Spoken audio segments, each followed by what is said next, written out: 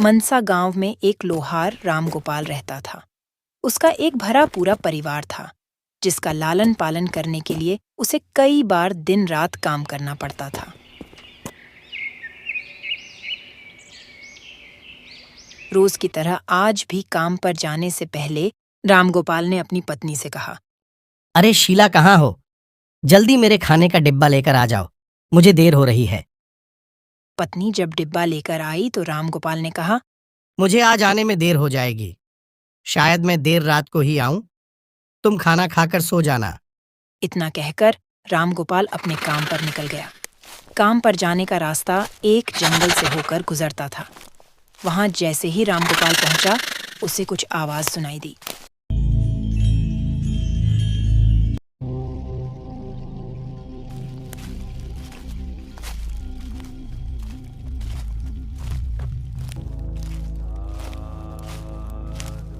जैसे ही रामगोपाल कुछ पास गया तो उसने देखा कि एक साधु भगवान का मंत्र जपने के साथ ही हंस रहा है।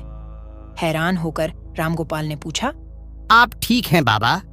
उस साधु को रामगोपाल नहीं जानता था, लेकिन साधु ने एकदम से उसका नाम लेकर कहा, आओ रामगोपाल बेटा, मैं तुम्हारा ही इंतजार कर रहा था।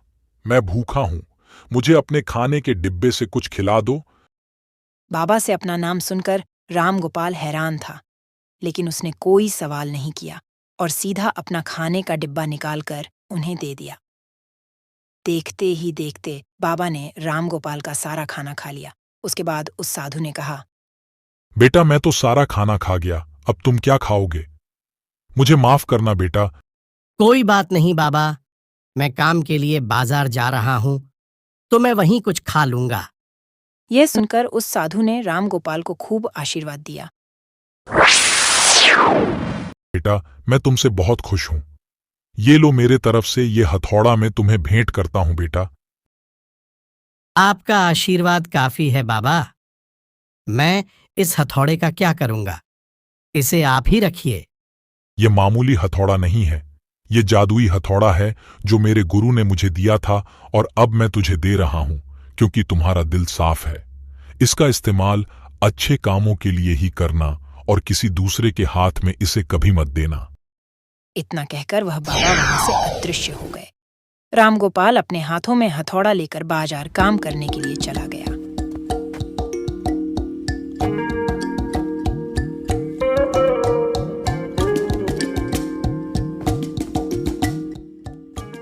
औजार बनाने से पहले उसके दिमाग में आया कि आज इसी हथौड़े से लोहा पीटता हूं। जैसे ही उसने लोहे पर हथौड़े से चोट मारी, वो सीधा औजार बन गया। दूसरी चोट में लोहे के बर्तन बन गए। रामगोपाल समझ गया कि यह सही में जादुई हथौड़ा है। वो जो बनाने की सोच के साथ लोहे पर चोट मारता, लोहा सीधा वही बन जाता। जादुई हथौड़े की वजह से रामगोपाल का काम जल्दी खत्म हो गया और वो अपने साथ ही उस जादुई हथौड़े को घर ले गया। इसी तरह रोज रामगोपाल उस हथौड़े से जल्दी काम खत्म कर लेता और कई बार ज्यादा बर्तन बनाकर उन्हें गांव के लोगों को भी बेच देता था। धीरे धीरे उसके घर के हालात पहले से कुछ ठीक होने लगे। एक दिन गांव का मुखिया उसके घर आया। नमस्ते मुखिया जी, अहोर भाग्य हमारे जो आप मेरी कुटिया में पधारे। कृपा करके कुर्सी पर बैठें। नहीं रामगोपाल, बैठना नहीं। हे बस तुमसे एक गुजारिश है। हम गांव वालों को शहर जाने में बहुत ज्यादा समय लगता है। क्या तुम अपने हथौड़े से गांव और शहर के बीच आने वाला एक पहाड़ तोड़ने में मदद करोगे? इससे बीच में एक सड़क बना लेंगे और गांव से शहर का सफर आसान और छोटा हो जाएगा। क्यों नहीं मुखिया जी, ये मेरे लिए बड़े सौभाग्य की बात होगी कि मैं आप लोगों के काम आ सका। मैं कल ही जाकर उस पहाड़ को तोड़ दूंगा। और फिर अगले दिन रामगोपाल पहाड़ को तोड़ने के लिए निकल गया। क्योंकि रामगोपाल को मेहनत करने की आदत थी, तो वह जल्दी ही पहाड़ पर चढ़ गया और उसे तोड़ने लगा।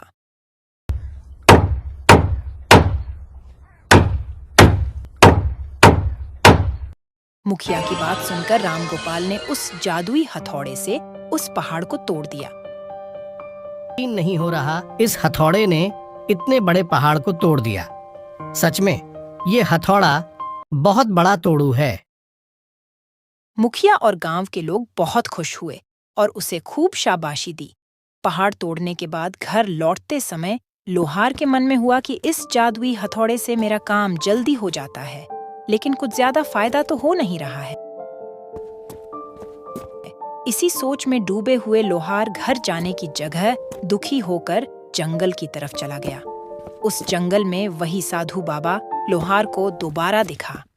लोहार ने उन्हें अपने मन की सारी बातें बता दी। साधु ने कहा, बेटा, इसका उपयोग सिर्फ औजार और बर्तन बनाने व पहाड़ तोड़ने तक सीमित नहीं है। इससे तुम अपने मन का कुछ भी बना सकते हो और किसी भी कठिन चीज को आसानी से तोड़ सकते हो। रामगोपाल ने अच्छे से साधु बाबा से उस जादुई हथौड़े को इस्तेमाल करने का तरीका सीखा। बहुत बहुत धन्यवाद बाबा। मैं हमेशा इस हथौड़े का अच्छे से इस्तेमाल करूंगा और गरीबों की मदद करूंगा। उसके बाद रामगोपाल ने बहुत धन कमाया। आज रामगोपाल एक अमीर आदमी बन गया है। अभी भी वो जब भी जरूरत महसूस होती है उस जादुई हथौड़े का इस्तेमाल कर लेता है। कहानी से सीख चाहे कोई वस्तु हो या दिमाग, इनका इस्तेमाल पूरी तरह से करना चाहिए। साथ ही अपने पास मौजूद सामान का मोल समझना जरूरी है। व्यर्थ हताश होने से काम नहीं बनता।